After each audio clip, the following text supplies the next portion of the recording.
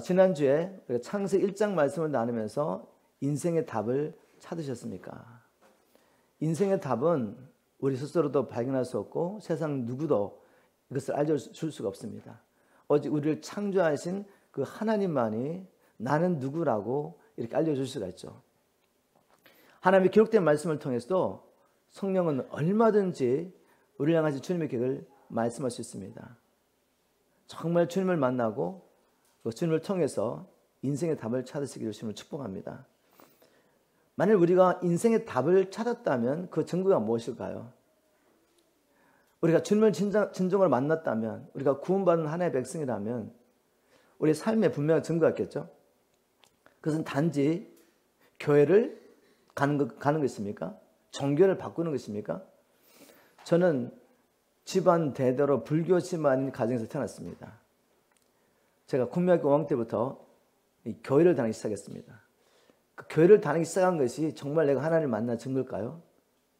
또 저는 교회 다니면서 열심히 또 교회 활동도 했죠. 열심히 교회를 섬겼습니다. 그 열심으로 교회를 섬기는 것이 내가 정말 하나님을 만난 증거일까?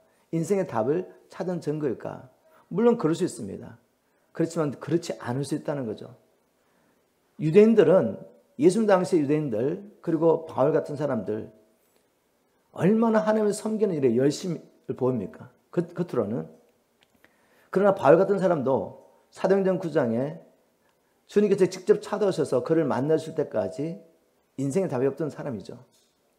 다시 말해서 종교적인 열심, 우리가 교회 가서 열심히 봉사하는 그것이 내가 하나님을 만났다는 증거가 될 수는 없다는 거죠. 하나님을 만난 사람들에게는 분명히 증거가 있었던 거죠. 베드로와 요한, 안드레, 야고보 이런 사람들은 갈릴리 지방의 평범한 어부였습니다. 그들을 창조하신 주님을 만나고 난 다음에 그들 삶이 어떻게 변화됐습니까? 그들은 한 시대에 사도로서 하나님의 복음을 전가하는 일에 생명을 넣어내며 하나님 나라를 이루어갔죠. 우리에게 분명한 증거가 있어야 됩니다. 인생의 답을 발견했다면. 그래서 오늘 창세기 2장 말씀을 통해 다시 한번 하나님께서 우리를 창조하신 놀라운 계획이 뭔지 한번 살펴보고, 이 말씀을 통해 다시 한번 나는 누구인지, 이제 남은 생에 주님 오시는 그날까지 우리가 어떻게 살아야 될지 다시 결단하고 헌신하는 시간이 됐으면 좋겠습니다. 창세기 2장 8절에 보니까 이렇게 말씀하겠습니다. 여호와 하나님이 동방의 에덴에 동산을 창설하시고 그 지으신 사람을 거기 두시니라. 또 15절 말씀 보니까 여호와 하나님이 그 사람을 이끌어 에덴 동산에 두어 그것을 경작하며 지키게 하시고 라고 기록하고 있습니다. 자, 이 말씀을 통해서 하나님께서 아담을 창조하신 목적을 알 수가 있죠. 또 그 말씀 가운데 하나님이 우리를 창조하신 목적을 찾아야 됩니다. 하나님은 왜 아담을 창조하셨습니까? 하나님이 창조하신 이 모든 것들을 그저 누리라고, 모든 만물을 창조하시고 난 다음에 마지막에 아담을 창조하시고 아담을 그곳에 두셨을까요? 에덴에 두셨을까요? 그렇게 말씀 한 번 더 계십니다. 하나님 우리를 너무 사랑하셔서 모든 걸 다 창조하시고 만드시고 난 다음에 우리를 위해서 그 모든 걸 창조하시고 우리를 그곳에 두셨다. 그것은 성경이지 않습니다. 말씀을 자꾸만 사람 중심으로 보니까 그렇게 푸는 거죠. 하나님은 모든 피조물을, 하늘과 땅과 그 가운데 모든 것들을 하나님을 위해서 창조하셨지 사람을 위해서 창조하지 않으셨습니다. 하나님이 아담을 창조하신 목적은 하나님 만드신 그 에덴을 가꾸고 지키게 하기 위해서라고 성경은 말하고 있습니다. 다시 말해서 하나님은 사람을 하나님께서 만드신 모든 것을 관리하고 지키는 청지기로 창조하신 것입니다. 여러분, 청지기라고 해서 나쁜 거 아니죠. 하나님이 창조하신 모든 것을 우리가 무엇인가 하는데 우리를 신뢰하고 우리에게 모든 걸 맡겨주신 것이죠.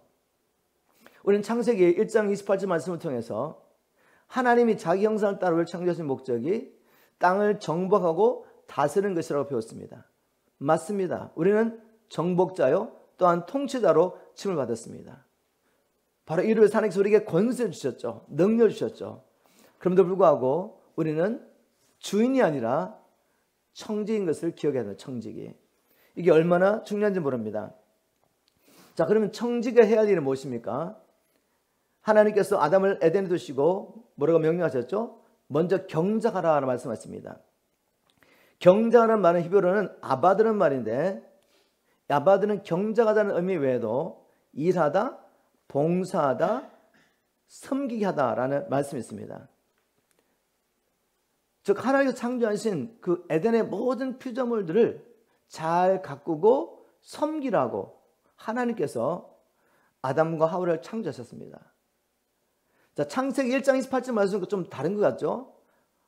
아니, 정보고 다스리는 거 아니야? 하나님이 사람을 자기 형상대로 창조하시고 정보고 다스리라고 말씀하시고, 왜 이제 와서 또 목사님은 하나님의 창조하신 모든 피조물을 섬기라고 청지기로서 하나님을 창조했다고 말씀하시지? 왜 하나님 말씀이 자꾸만 이렇게 상반되는 것 같습니까? 정복자가 통치하면 누려야 되는 거 아닙니까? 군림하고. 그것은 세상적인 개념이죠. 세상적인 개념은 강한 자가 약한 자 위에 군림하면서 누리는 것입니다.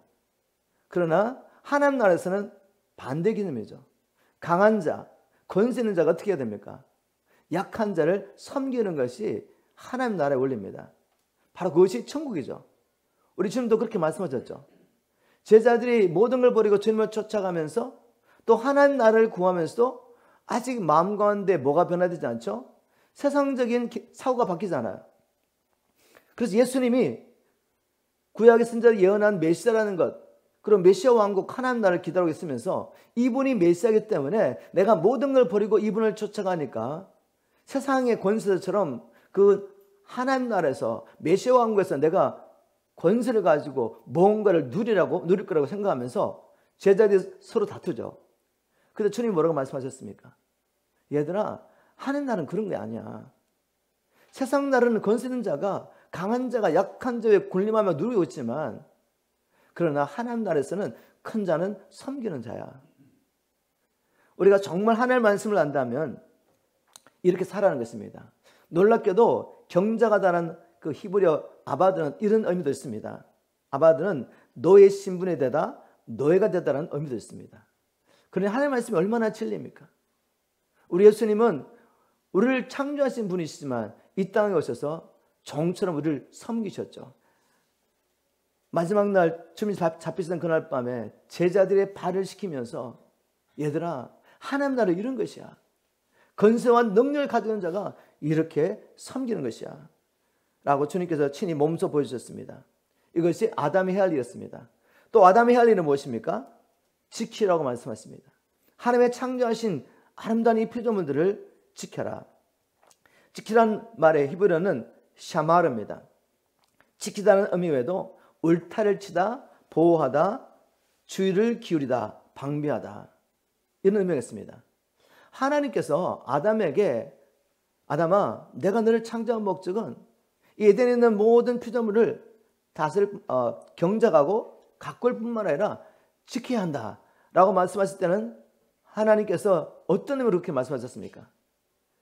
주위에서 잘 방비하지 않으면 원수에게 빼앗길 수 있다는 이 말씀 아니겠습니까?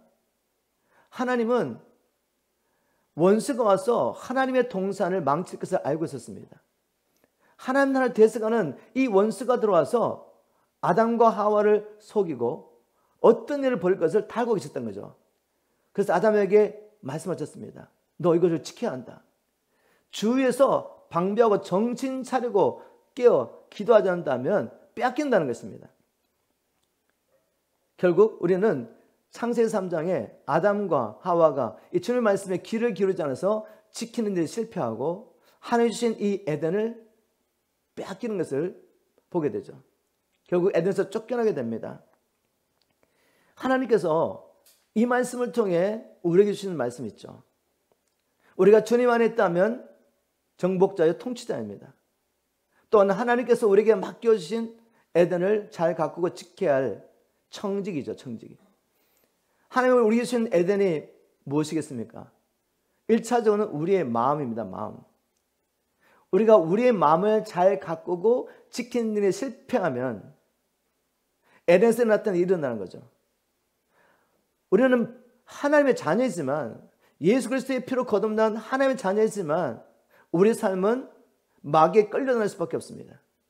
정신을 차리고 마음을 지키지 않으면 마귀는 와서 우리 안에 자기의 생각들을 뿌립니다. 부정적인 생각들을 막 뿌리죠. 하나님 뜻과 관계없는 생각들을 막 뿌리죠. 세상 사람들처럼 그렇게 생각하고 느끼고 행동하도록 우리를 미혹하고 유혹하고 우리를 넘어지게 만듭니다. 어떻게 해야 됩니까? 끊임없이 우리의 마음을 가꾸어야죠. 하나님의 진리의 말씀을 뿌리면서 하나님의 말씀을 뿌리다 보면 하나님의 말씀으로 우리의 마음을 경작하다 보면 잡초 같은 게 보이지 않습니까? 그것을 뽑아내야죠. 그리고 가꿔야죠. 인내하며 가꿔야 됩니다. 성령 안에서 계속해서 진리의 말씀을 묵상하며 의를 심으면 결국 성령의 열매를 거두게 됩니다. 하나님이 기뻐하신 열매를 거두게 됩니다. 여러분, 우리가 농부는 아니지만 어느 정도 지식을 갖고 있죠. 우리 뒷마당 다 했는데 뒷마당에 가꾸지 않으면 어떻게 됩니까? 분명히 뒷마당에 잔디를 심어놨는데 가꾸지 않으면 어디서 나왔는지 잡초가 생겨야 되고 그 잡초를 그냥 두면 이 잡목이 돼가지고 나중에 뽑아내기도 어렵습니다. 마찬가지죠. 우리는 끊임없이 우리의 마음 안에 마귀가 던져는 생각들을 분별하면서 그것을 빨리 뽑아내야 됩니다. 잡초 이제 막 자라나기 시작할 때 뽑기 쉬워요. 근데 제가 가끔 제가 간증 들었지만 제가 아리조나 살 때 뒷마당에 잡초가 하나 생기기 시작했는데 귀찮아 그냥 놔두더니 한 1년, 2년 지나니까 이게 잡목이 돼요. 잡목. 잡목이 돼가지고 이 뿌리를 내리고 들어가가지고 그 하수구관을 뚫고 들어가서 물을 얻으려고 하수관을 막아버리니까 이제 어떻게 됩니까? 뒷마당을 다 퍼내야 됩니다. 다 완전 뒤집고 그 파이프를 다시 갈아야 되는 그런 어려운 일을 해야 되는 거죠. 영적으로 마찬가지입니다. 마음 가꾸는 걸 실패하면 매일매일 가꾸면 쉬운데 이거 그냥 방치해두면은 어느 사이에 마귀가 들어가지고 온갖 생각을 다 집어넣고 이제는 나의 감정을 사로잡고 내 의지까지 끌고 자기가 원하는 소리를 끌고 가는 것입니다. 우리에게 주신 에덴을 여러분 잘 가꾸고 지키기를 주면 축복합니다. 우리에게 주신 에덴은 우리의 마음뿐이 아니라 우리의 가정, 우리의 교회, 내게 주신 일터, 그리고 이제는 크게는 이 나라와 열방이죠. 이 나라와 열방 가운데 얼마나 많은 어둠의 세력들이 들어와서 하나님께서 계획하신 이 하나님 나라를 황폐케 한지 모릅니다. 하나님께서 우리에게 주신 사명은 무엇입니까? 정복과 다스리는 것입니다. 하늘과 땅의 모든 것을 내가 네게 줬기 때문에 너는 가서 모든 족속으로 제자 삼으라. 나의 에덴을 회복하는 것입니다. 이것이 하나님께서 우리를 창조하신 목적입니다. 제가 하나 나누고 싶은 것입니다.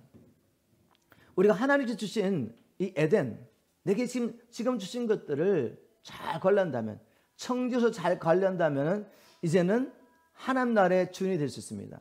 자, 그게 무슨 말씀이죠? 여러분, 우리가 지금은 하나님께서 맡겨주신 것을 관리하고 지키는 청직으로 살고 있죠. 근데 청지의 직분을 잘한 사람들은 어떻게 됩니까? 하나님의 나라를 우리의 것으로 주십니다.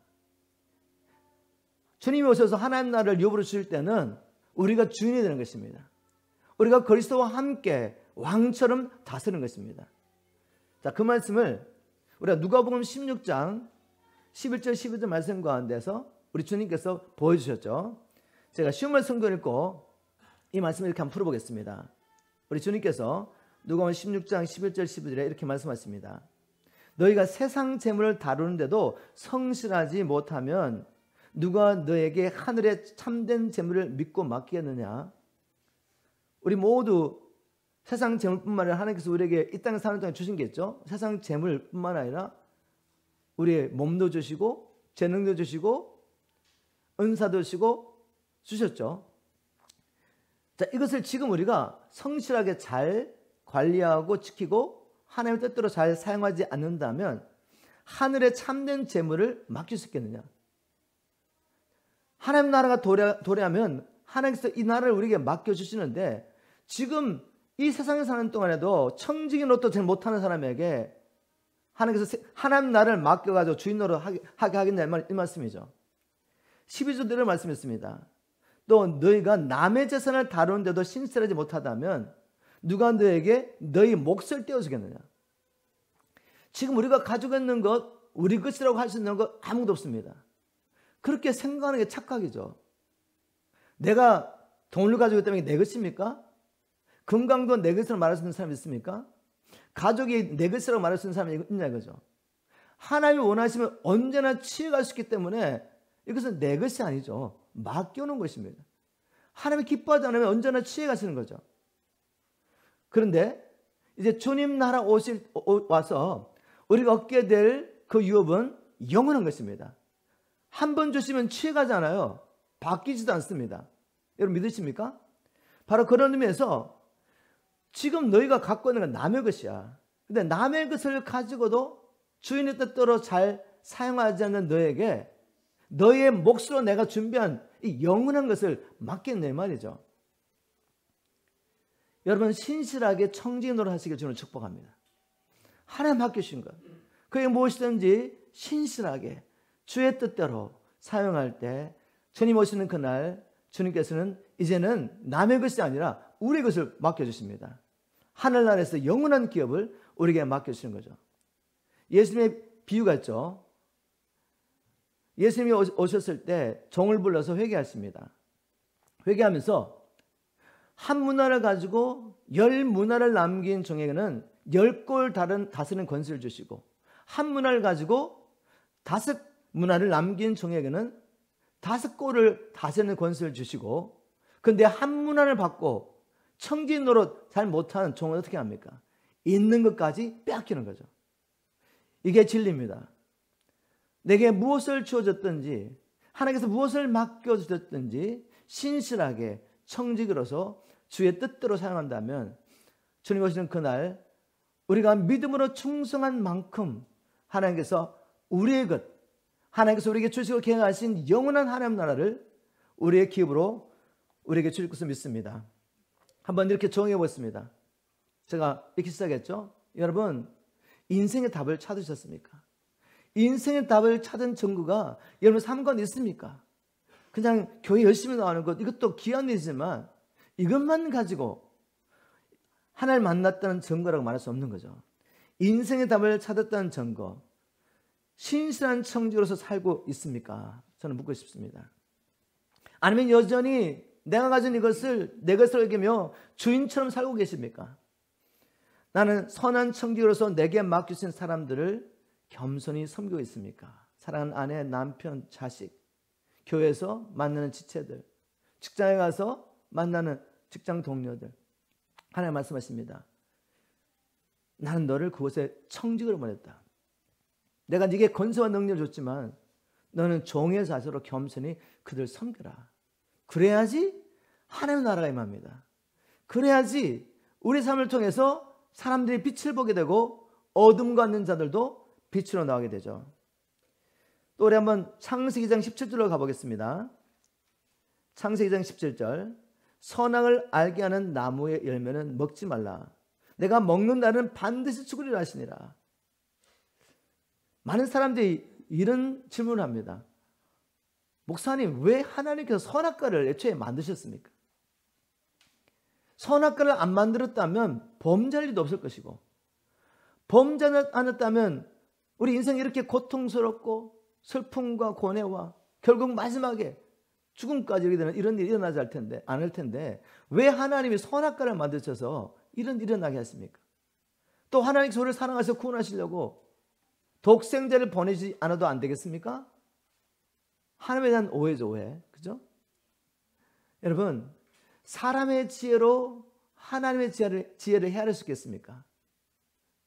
하나님은 완전하신 지혜 가운데서 이 일을 아시면서도 허락하신 거죠. 선악과를 창조하신 데는 하나님의 분명한 의도가 있습니다. 그것을 우리가 성령께서 알려주시는 만큼만 한번 말씀을 통해 나눠보도록 하겠습니다. 선악과를 만드신 이유. 선악과가 없다면 아담이 자기가 주인으로 생각하지 않겠습니까? 하나님께서 아담에게 땅을 정보 다스리는 모든 권세를 주셨습니다. 땅에 있는 모든 피조물을 아담에게 맡겨주시면서 네가 다스려라 이렇게 말씀하셨어요. 선악과가 없다면 아담이 온 세상의 왕이 됩니다. 그래서 이 온 세상은 아담의 나라가 되겠죠. 그런데 하나님께서 아담의 나라를 계획하셨습니까? 아니죠. 하늘에서 하나님 나라와 뜻이 이루어진 것처럼 이 땅에서도 하나님 나라와 뜻이 이루어지기를 원하셨습니다. 하나님 나라를 계획하신 것이죠. 선악과가 없다면 아담은 다스림을 받을 수 있는 아무런 체계가 없는 것입니다. 하나님께서 선악과를 만드시고 이 선악과의 열매를 먹지 말라. 이 선악과를 먹는 날은 정령주라는 법을 주십니다. 아담은 그 법에 순종해야 하는 것이죠. 그래야 살 수가 있습니다. 이 법은 바로 이 에덴에 그리고 장차 온 땅에 임금이 왕이 아담이 아니라 하나라는 것을 선포하는 것입니다. 여러분 이해하십니까? 아담이 누군가의 지배를 받고 있어요. 하나님이 왕으로서 아담을 통치하십니다. 그래서 아담을 통해 이루어지는 이 모든 일들이 하나님의 뜻대로 이루어짐으로 하나님 나라가 되는 것이죠. 구약에 예가 있습니다. 여러분 보디발과 요셉 이야기 잘 아시죠? 요셉이 형들의 미움을 받고 애굽으로 팔려갔는데 마침 바로를 시위하는 시위대장의 집에 들어가게 됩니다. 바로의 시위대장인 보디발이 보니까 요셉과 하나님이 함께하는 것을 보게 됐습니다. 그래서 자기 집안 모든 일을 누구에게 맡기죠? 요셉에게 맡겨줘. 요셉에게. 그래서 요셉이 자기 임의대로 보디발의 집안의 모든 일을 관리합니다. 그럼에도 불구하고 요셉은 뭐죠? 주인이 아니에요. 청직입니다. 자신이 청직인 것을 기억나게 하는 게 뭐죠? 보디발의 아내입니다. 보디발의 아내.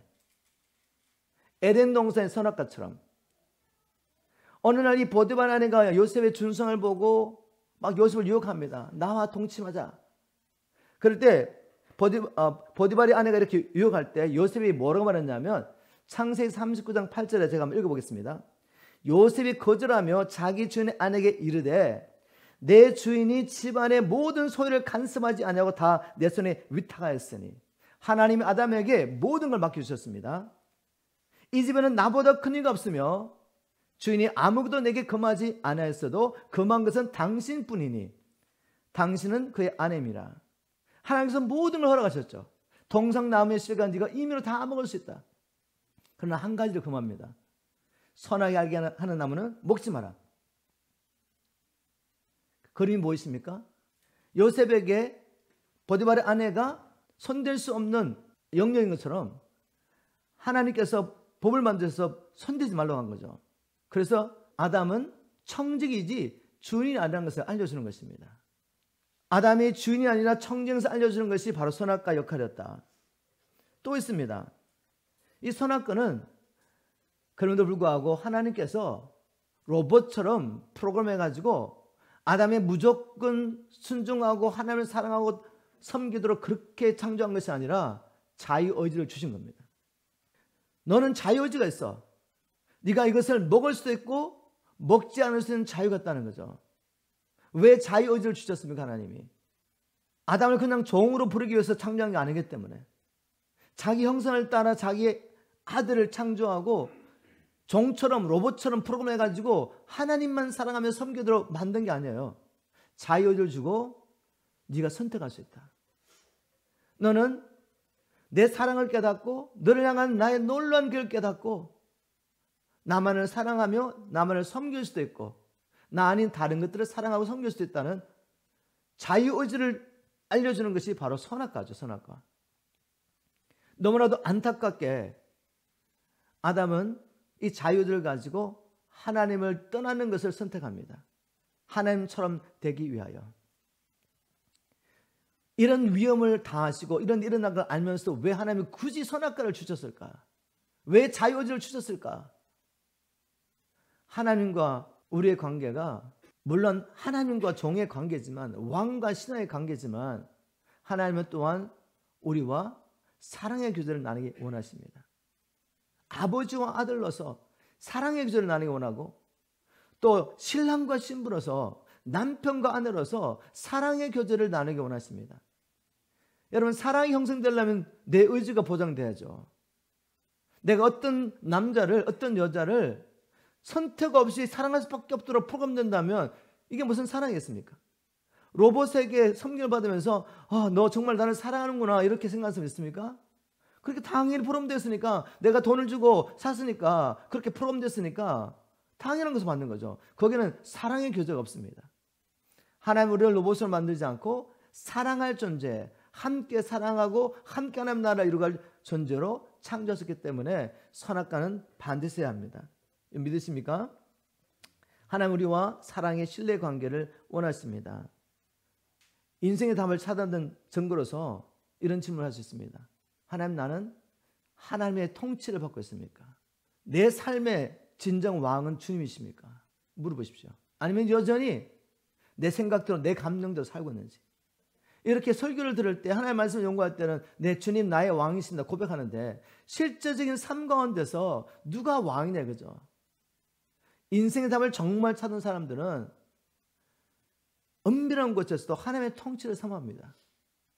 그래서 우리가 하나님께 불순종할 때 그것이 고통이 되는 것이죠.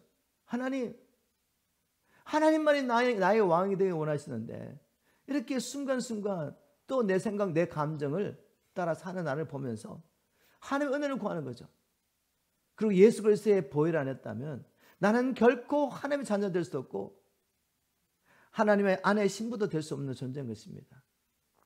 우리에게 이런 갈등이 있지만 하나님이 나의 왕이시기 때문에 이런 갈등이 있는 것이지, 하나님이 나의 통치자가 아니라면, 인생의 답을 찾지 않았다면 아마 갈등 없이 살 겁니다. 여러분, 갈등으로 끝나지 마시고 정말 예수 그리스도가 왕이 되게 하심으로 여러분의 심령 속에 하나님 나라 임하고, 하나님께서 여러분이 주신 그 영역 가운데, 가정 가운데, 직장 가운데 하나님 나라 임하기를 주님을 축복합니다. 2장 18절 말씀으로 한번 가보겠습니다. 2장 18절에 보니까 여호와 하나님이 이르시되 사람이 혼자 사는 것이 좋지 아니하니 내가 그를 위하여 돕는 배필을 지으라 하시니라. 자, 하나님께서 아담에게 땅을 정복하고 다스리라는 명령을 주셨습니다. 또 에덴에 창조하신 모든 피조물을 가꾸고 지키는 일에 사명을 주셨습니다. 그런데 하나님께서 이렇게 말씀하십니다. 사람이 혼자 사는 것이 좋지 못한 것 같다.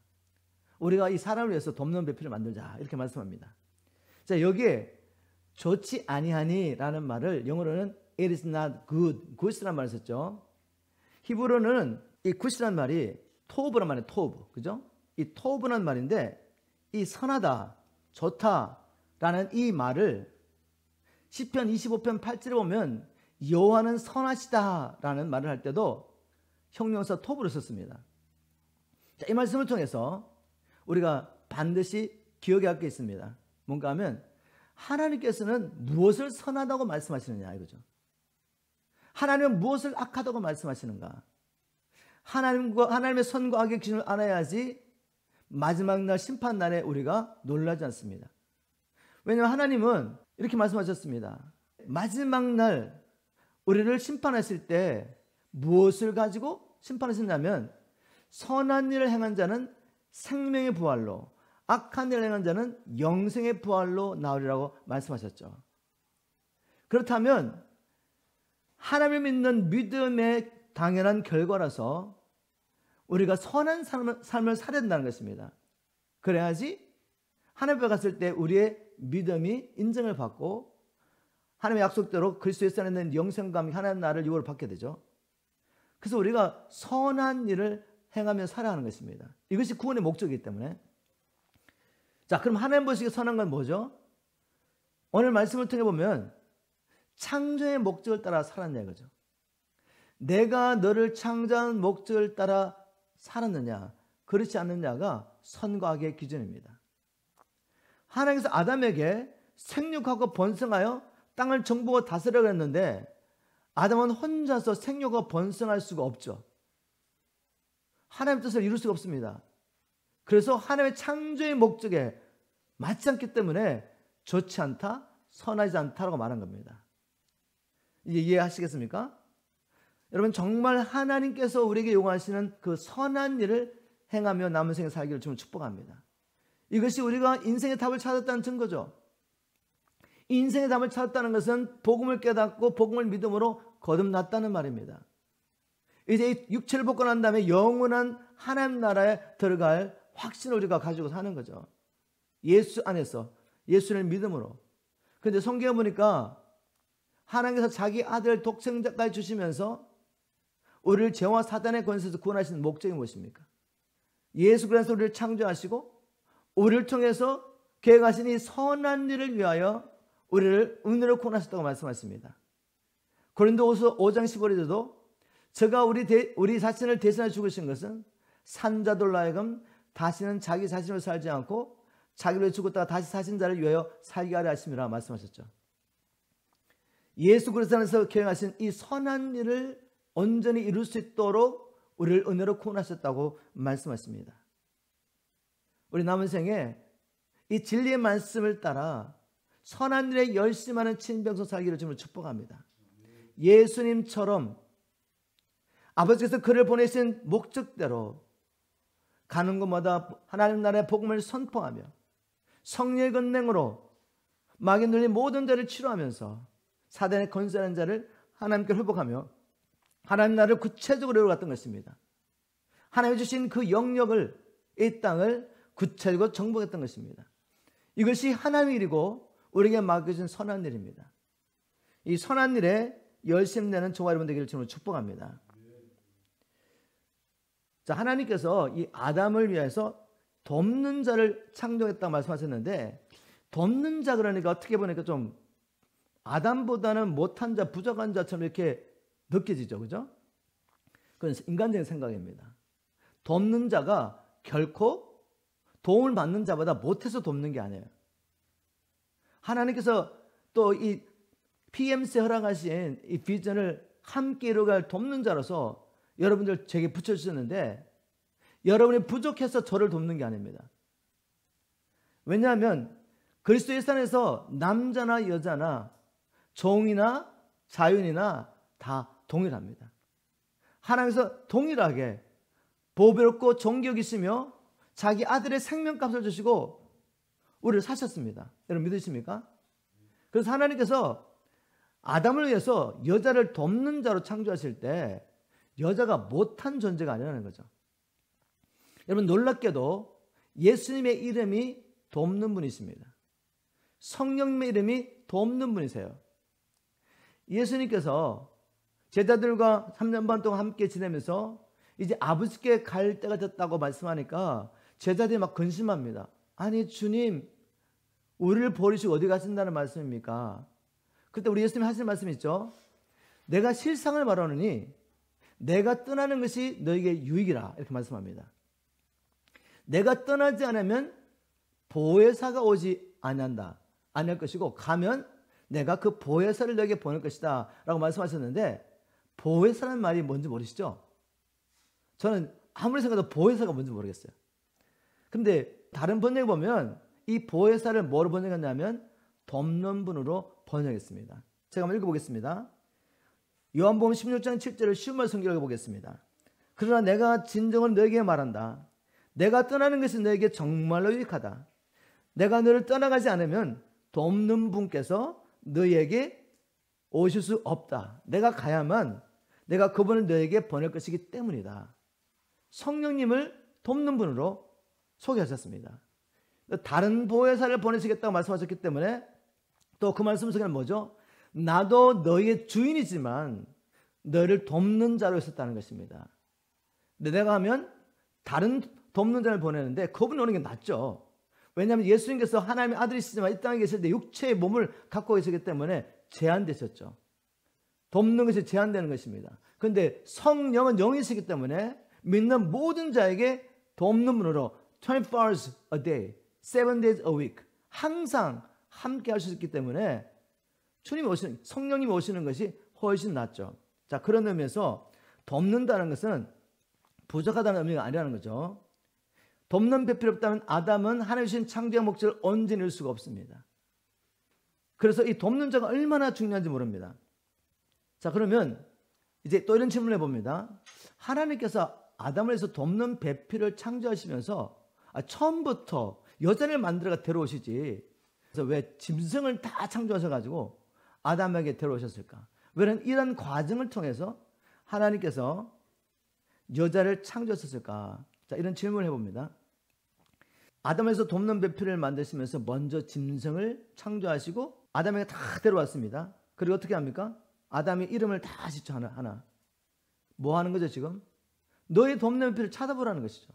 아담은 자기의 필요를 알고 있습니다. 나는 혼자서 하나님께 주신 이 사명을 감당할 수 없어. 나는 돕는 자가 필요해.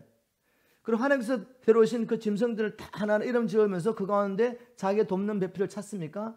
못 찾습니다. 그때 하나님께서 아담을 깊이 잠들게 하시고 21절에 보니까 여호와 하나님이 아담을 깊이 잠들게 하시니 잠들매 그가 그 갈빗대안을 취하고 살로 대신 채우고 여호와 하나님이 아담에게서 취하신 그 갈빗대로 여자를 만드시고 그를 아담에게로 이끌어 오시니 자, 어떤 방법 배필을 만들었습니까? 아담 안에서 취한 것으로. 그래서 여자를 만들었습니다. 그렇다면 여자는 남자에게 뭐죠? 돕는 배필이지만 자기의 분신이죠. 자기 자신인 것입니다. 여러분 하나님 어디로 아시겠어요? 아담이 여자를 발견했을 때 이렇게 말합니다. 아담이 이르되 이는 내 뼈 중에 뼈요 살 중에 살이라. 이것을 남자에게 취하였은즉 여자라 부르리라. 얼마나 이 여자를 사랑했습니까? 나의 동력자, 나를 돕는 자지만 내 분신이에요. 내가 종으로 부릴 그런 사람이 아닌 것입니다. 바로 하나님께서 만드신 이 배필을 이토록 사랑하라고 하나님께서 아담 안에서 여자를 창조하신 것이죠. 여러분 이 아담이 얼마나 하나님 창조하신 돕는 배필을 보면 감동하며 감격하며 사랑했는지 사실 개역 성경의 번역을 보면 잘 알 수가 없어요. 그가 얼마나 돕는 배필을 기다리다가 만난 후에 감격하며 고백하는 이야기, 그게 개역 성경에 잘 표현되지 못했습니다. 제가 이 똑같은 부분을 공동 번역으로 한번 나눠보겠습니다. 아담이 가로되 이렇게 번역한 이 말씀을 공동 번역에서 이렇게 말했습니다. 아담은 이렇게 외쳤다. 드디어 나타났구나. 여러분 아담의 가로되하고 너무 다르죠, 그죠? 아담이 가로되, 여기서는 아담이 얼마나 감격했는지 알 수가 없어요. 얼마나 그를 기다리고 찾았는지 알 수가 없습니다. 그런데 공동 번역에는 똑같은 말씀을 아담이 외쳤답니다. 외치면서 드디어 나타났구나. 새 번역에도 이제야 나타났구나. 드디어 나타났구나. 이제야 나타났구나. 이 말은 뭐죠? 갈망했다는 거죠. 간절히 사모하며 기다렸다는 것입니다.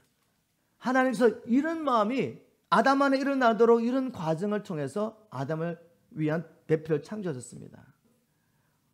하나님께서 우리에게 주신 배우자들, 남편과 아내, 여러분의 분신입니다. 이거 잘 이해가 되지 않으시죠? 믿어지지 않죠? 여러분 내가 주님 안에 있고 주님이 내 안에 있는 거 이해가 됩니까? 이해의 수준이 아니라 믿음의 대상이죠. 이해의 대상이 아니에요. 이해할 수 없습니다. 내가 주님 안에 있고 주님이 내 안에 있는 거 어떻게 이해합니까? 하늘과 땅을 창조하시는 그 하나님이 내 안에 계신 것을 내가 어떻게 이해할 수 있습니까? 단지 믿을 뿐입니다.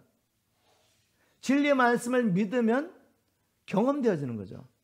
이해는 되지 않지만 경험되기 때문에 아는 것입니다. 자, 어떻게 알 수 있습니까? 주님이 내 안에 계신 것을. 주님이 내 안에 계시지 않다면 잃어버린 영혼을 향한 눈물과 간절함이 제게 있을 수가 없어요. 우리는 이기적인 존재이기 때문에 나하고 아무 관계없는 사람, 내가 보지도 못한 사람, 그런 사람들의 구원을 위해서 주님 앞에 내가 간절한 마음으로 기도할 수 있겠습니까? 그것은 하나님이 내 안에 성령으로 계시다는 증거죠. 그 주님의 국률, 그 눈물이 제 안에 있는 것입니다. 제가 복음을 전하다 보면 정말 주님을 만나려고 몸부림치는 우리 자녀들이 있습니다. 근데 만나지 못해가지고 답답한 심령으로 목사님, 저도 목사님이 증거하시는 그 하나님을 만나고 싶어요. 근데 만날 수가 없어요. 그때 하나님의 마음이 제게 막 임합니다. 그리고 주님 이렇게 기도하죠. 손을 얹고 주님, 이 아들이 주님을 이토록 만나기를 사모합니다. 근데 사람이 자기의 지혜로 할 수가 없어요. 막 이렇게 기도하는데 제가 막 울고 있습니다. 주님이 내 안에, 내가 주님 안에 있지 않다면 일어날 수 없는 일이죠. 또 특히 우리 2세들에게 복음 전하면서 하나님의 이 마음을 막 전하는데 아무런 관심이 없어요. 막 졸고 장난치고 떠들고 막 그럽니다. 그래서 어떤 팀사학자는 팀사학자 모임할 때 이렇게 고백합니다. 목사님, 제가 막 화가 나가지고 막 때리고 싶었다고. 그리고 막 다 때리고 가고 싶었다고. 근데 여러분, 주님의 마음이 임하면 어떻게 되는지 아십니까? 화가 나는 것이 아니라 울게 돼. 말씀을 선포하다가 우는 것입니다.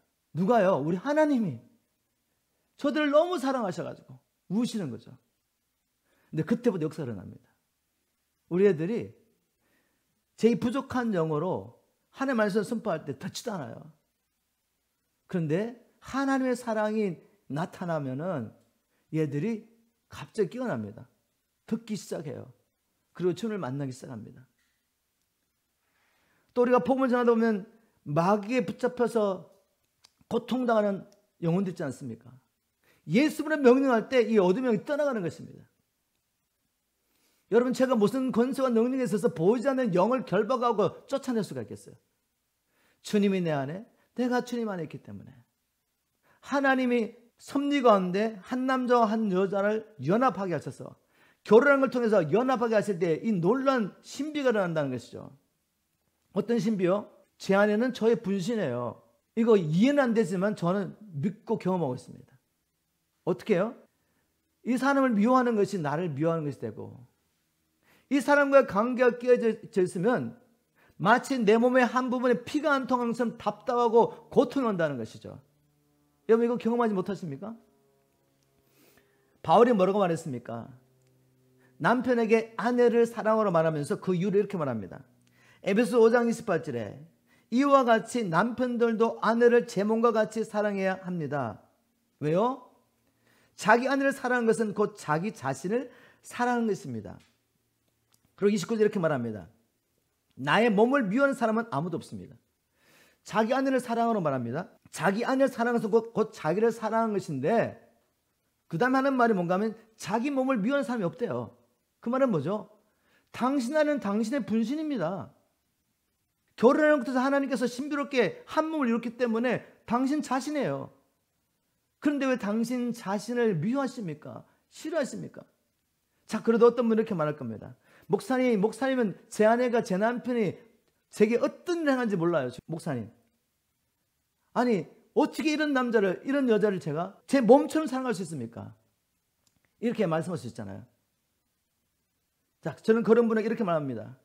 정말 형제님은 복음을 깨달으셨습니까? 예수님께서 우리를 위해서 생명을 주실 때 우리에게 사랑할 만한 것이 있어가지고 자기 몸을 주셨습니까? 생명을 주셨습니까?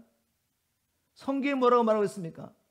우리가 아직 죄인 됐을 때 하나님께서 우리를 사랑하셔서 자기 아들을 우리의 죄를 위한 화목제물로 주심으로 우리를 향하신 자기 사랑을 확정하셨습니다. 죄인 정도가 아니라 마귀의 편에 서서 하나님을 대적했죠. 원수였죠. 하나의 원수로 죄인으로 살았던 우리를 그렇게 사랑하셔서 자기를 주신 것입니다. 바로 이 사랑 때문에 인간적으로 보면 아무것도 사랑할 것이 조건이 없는 배우자를 사랑하는 것이죠. 인간으로 보면 아무것도 사랑할 조건이 없는, 미워할 수밖에 없는, 싫어할 수밖에 없는 지체들을 용납하고 사랑하는 것입니다. 왜? 바로 주님께서 그토록 우리를 사랑하시며 우리를 변화시켰기 때문에, 그리고 이것이 우리가 땅에 살아있는 목적이기 때문에. 예수를 믿는 믿음의 목적, 신앙의 목적이 무엇입니까? 예수는 잘 믿어서 그분의 성령의 능력으로 내가 원하는 것이 세상에서 취하는 것입니까? 그런 신앙의 목적을 갖고 있는 분들은 이런 메시지 들어가지 않죠. 아, 지금 내가 힘들어 죽겠는데. 그거 위로가 안 됩니다, 목사님. 여러분, 그렇다면 신앙의 목적을 바꾸세요. 하나님은 예수를 믿는 목적을 그렇게 말한 적이 한 번도 없습니다. 로마서 8장 28절에 뭐라고 기록했습니까? 하나님의 사랑하는 자, 곧 그 뜻대로 부르심을 입은 자들에게는 모든 것을 합력하여 선을 이루느니라. 그 선이 무엇이죠?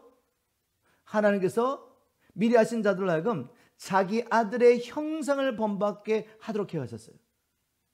즉 하나님께서 우리를 그리스도 예수 안에서 불러주시고 이것이 너의 신앙의 목적이야 라고 주신 게 뭐죠?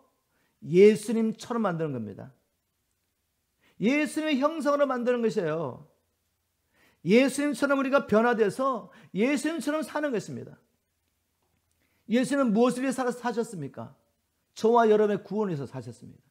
자기를 부인하고 자기의 생명을 내어놓으면서 그 큰 사랑을 통해서 우리를 변화시킨 거죠. 예수님은 그렇게 사셨나요? 바울도 그렇게 살았죠. 고린도서 4장 7절을 보세요. 바울은 이렇게 고백합니다. 고린도교회 성도들에게. 우리는 사방에서 우격삼을 당하고 이런저런 어려움을 당하면서 복음을 전하고 있다. 우리는 날마다 우리의 생명을 내어놓는다.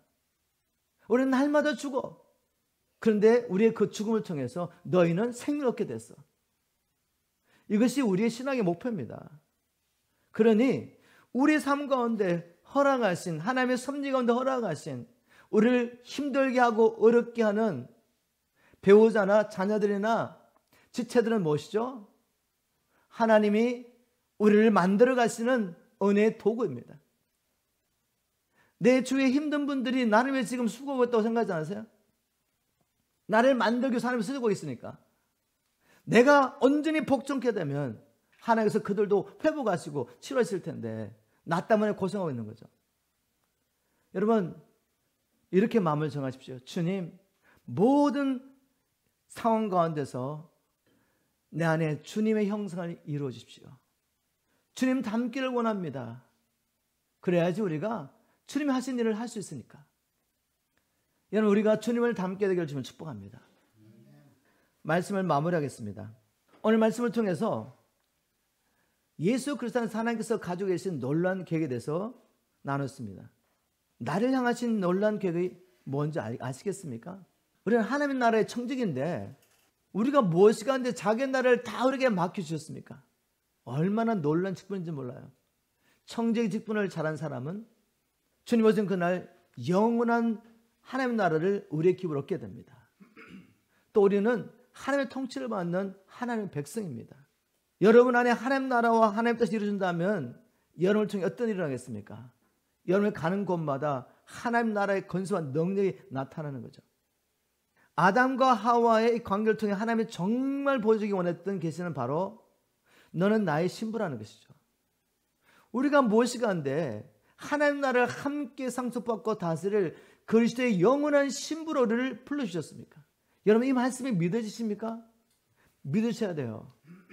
우리 연약해서 직분을 잘 감당하지 못하고 우리 자신을 보고 우리 실패하는 환경을 보면 모든 걸 내놓고 싶잖아요. 포기하고 싶잖아요. 말씀을 들으면 알 것 같은데 이 삶을 살려니까 너무 힘들죠. 사실 불가능합니다. 그래서 하나님의 성령의 능력을 구하며 우리가 겸손히 하나님 앞에 나가는 것이죠. 마귀는 끊임없이 지금도 여러분의 실패하는 모습을 보여주면서 너는 안 되라고 말씀해요. 너는 안 되라고 말합니다. 이 시간 선택하셔야 돼. 나는 평생 이렇게 살 건가? 나는 안 돼. 하나님의 말씀은 내가 들으면 좋지만 나는 그렇게 살 수 없어. 그럼 마귀의 속삼이에요. 마귀의 속삼을 물리치십시오. 결박하십시오. 그리고 하나님의 말씀을 붙잡으십시오. 우리가 찬양과 예배하는 가운데 주님이 계속해서 여러분들 저를 위로하셨죠. 나는 너를 창조하였다.